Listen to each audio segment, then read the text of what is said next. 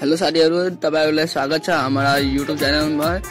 यस च्यानलमा आज म यो भिडियोमा लिएर आइसकेको छु तपाईहरुको लागि यस मोबाइलमा कसरी कम्प्युटर बनाउने चाहिँ प्ले स्टोर तपाईहरु खोल्नु होला। प्ले स्टोर खोलेर एउटा एप इन्स्टल गर्नुपर्छ। चाहिँ त्यो एपको नाम हो विन्डोज 7। त्यो विन्डोज 7 इन्स्टल गर्नुपर्छ। सर्च आइकनमा क्लिक गर्नु होला। सर्च आइकनमा क्लिक गरेपछि यसमा लेख्नु होला विन्डोज 7। तपाईहरु पनि प्ले स्टोरमा गएर विन्डोज 7 इन्स्टल गरिलिनु होला। चाहिँ म इन्स्टल गरिसकेको छु। तपाईहरु भन्दा पहिला नै एकचोटी सर्च गरेर तपाईहरुलाई हेराउन सक्छु। हेराउन जान्छु। विन्डोज 7 सर्च आइकनमा क्लिक गर्नु। सर्च आइकनमा क्लिक गर्यो भने तपाईहरुको इन्टरफेस हेर्न सक्छ। सबैभन्दा टपमा आउँछ विन्डोज 7। लाइभ प्रोसेस हेराउन गइरहेको छु तपाईहरुलाई। लाइभ प्रोसेस छ, जारी छ। हामी मेसेज आइरहेको छ। चाहिँ हेर्नु होला, यता आइसकेको छ विन्डोज 7 सिम्नु। यसलाई इन्स्टल गरिलिनु होला तपाईहरु। म इन्स्टल गरेको छु। यता एपको इन्टरफेस हेर्नु होला। म ओपन गरेर हेराउँछु तपाईहरुलाई कसरी चलाउने। एकचोटी 2 मिनेट लाग्ने छ यो अन हुन। चाहिँ विन्डोज 7 हो।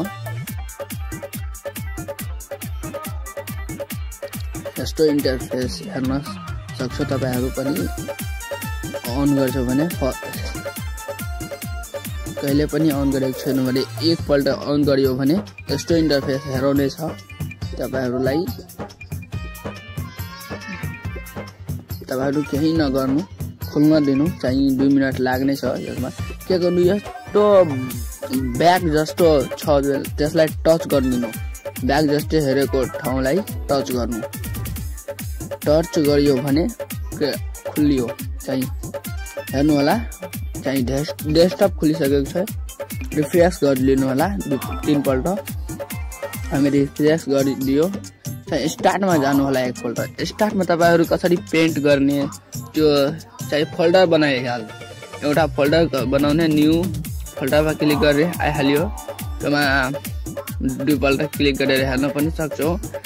यस्तै गरेर यसमा राख्न पनि। मेरो अहिले न्यू बनायो भने योमा खाली छ, त्यसै कारणले अब स्टार्टमा क्लिक गर्नु होला एकपल्ट। स्टार्टमा क्लिक गरेपछि यता पी लेख्नु। चाहिँ पेन्ट कसरी गर्ने, पी लेख्यो भने पेन्ट आउने छ। यता पेन्ट लेखेको हुन्छ भाइ, त्यही पेन्टलाई क्लिक गरिदिनु होला। पेन्ट लेख्यो भने आउँदैन, पी मात्र लेख्नु एकपल्ट। चाहिँ म काटेर पी हेरियो भने, पी लेख्यो भने यता आइहाल्छ पेन्ट लेखेको। तपाईँ यो त्यसमा क्लिक गर्नु होला। चाहिँ यसलाई ठुलो बनाउनु। यता ठुलो बनाएपछि यसलाई पनि ठुलो बनाइहाल्नु होला। लेख्ने कसरी बनाउने र त्यसलाई एउटा यता त्रिभुजको पनि आकार लिएर बनाउन सक्छौँ। हामी लिएर हेराउँदैछु तपाईहरुलाई कसरी बनाउने, के गर्ने, पेन्ट कसरी गर्ने। तपाईहरु यसलाई कलर लिएर पेन्ट गरिदिनु होला। यदि राम्रो लाग्छ भने भिडियोलाई लाइक, कमेन्ट र शेयर गर्नु होला। हाम्रो यो YouTube च्यानललाई हेर्नु होला कसरी पेन्ट गर्ने। तपाईहरुलाई जुन मन लाग्छ कलर लिएर कलर गर्नुहुन्छ भने त्यो लिएर कलर गर्नु होला। धेरै राम्रो पनि लागिरहेको हुन्छ। तपाईहरुलाई निवेदन ट्याप गर्नु छ भने निवेदन पनि ट्याप गर्न गर्नुहुन्छ। त्यो निवेदन कसरी ट्याप गर्ने यसको अगाडिको भिडियोमा लिएर आउँछु। तपाईहरु हेर्नु होला। मेरो च्यानललाई सब्स्क्राइब गरिदिनु होला, किनकि कुनै भिडियो हाल्यो भने तपाईहरुको सबैभन्दा पहिला नै आउन सक्छ। सब्स्क्राइब गरेर बेल आइकनको पनि क्लिक गरिदिनु होला। चाहिँ मेरो भिडियोको इन्फर्मेसन सबैभन्दा पहिला नै तपाईहरुलाई थाहा होस्।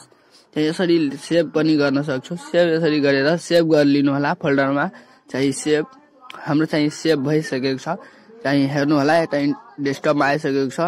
त्यसमा क्लिक गरेर पनि हेर्न सक्छौ।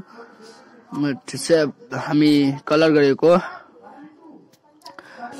हामी शटडाउन अब भइहाल्यो भने अब शटडाउन कसरी गर्ने शटडाउनको पनि लिएर एउटा तरिका लिएर आइसकेको छु। रिफ्रेश गरियो हामी शटडाउन कसरी गर्ने शटडाउनको पनि तरिका लिएर आउँछु। शटडाउन यहीँमा छ। शटडाउन कसरी गर्ने चाहिँ स्टार्टमा क्लिक गर्नु र यता शटडाउनको साइडमा हुन्छ साइडमा शटडाउन लेखेको हुन्छ चाहिँ मेरो भागिरहेको शटडाउनमा क्लिक गरियो भने यता गइसक्यो चाहिँ बन्द हुनेछ। हामी डाइरेक्ट मोबाइलको इन्टरफेसमा आइसकेको छु। तपाईहरुलाई राम्रो लाग्छ भने लाइक कमेन्ट सब्स्क्राइब गर्नु होला। सब्स्क्राइब गर्न नभुल्नु होला। चाहिँ भिडियो न्यू आउन पनि सक्छ। धेरै न्यू आउँछ। राम्रो लाग्यो भने भिडियोलाई लाइक कमेन्ट सब्स्क्राइब गर्नु होला।